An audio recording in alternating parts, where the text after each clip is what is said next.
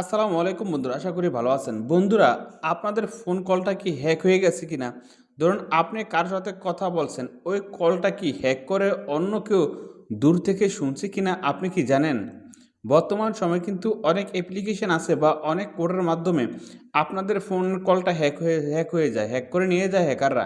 সেই ক্ষেত্রে আপনি কিন্তু জানেন না। তো আজকের ভিডিওতে ছোট্ট একটা কোড দেখে দেব। এই কোডটার মাধ্যমে দেখতে পারবেন আপনি কার সাথে কথা বলছেন, ওই কলটা কি এখনো অবধি কোনো হ্যাক হয়ে গেছে নি। যদি হ্যাক হয়ে থাকে আপনি কিভাবে বুঝবেন? অ্যান্ড যদি হ্যাক হয়েও যায় আপনি কিভাবে রিমুভ করবেন? এই ভিডিওর মাধ্যমে আপনি সলিউশন পেয়ে যাবেন। এখন যদি আপনি এই গুরুত্বপূর্ণ কাজটা শিখতে চান, এই ভিডিওটা প্রথম থেকে শেষ পর্যন্ত দেখতে হবে। তো আপনারা দেখছেন অ্যান্ড্রয়েড টেক ভিডিও, আমি শরীফ। আসুন বন্ধুরা, দেরি না করে শুরু করা যাক আজকের মূল ভিডিওটা। তো এখন আপনি যার সাথেই কথা বলছেন, ওই কলটা কেউ হ্যাক করে নিয়ে গেছে কিনা আপনি কিভাবে চেক করবেন? এটা চেক করতে চাইলে আপনার ফোনে এই ডায়ালার আছে, এই ডায়ালারে চাপ দিবেন। তারপর এখানে কিবোর্ড, এই কিবোর্ডে চাপ দিবেন।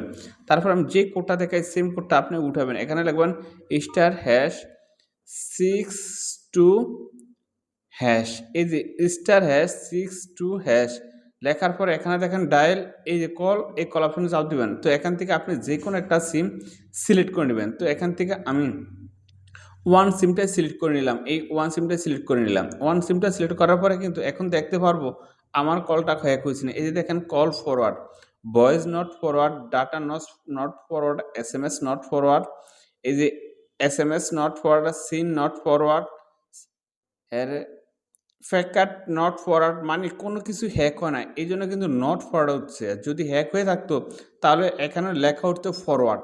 যদি আপনার ক্ষেত্রে এই যে এখানে কোনো অপশন যদি ফরওয়ার্ড লেখা উঠে তাহলে বুঝবেন ওই তথ্যটা বা ওই অপশনের সবকিছু হ্যাক করে নিয়ে গেছে হ্যাকাররা।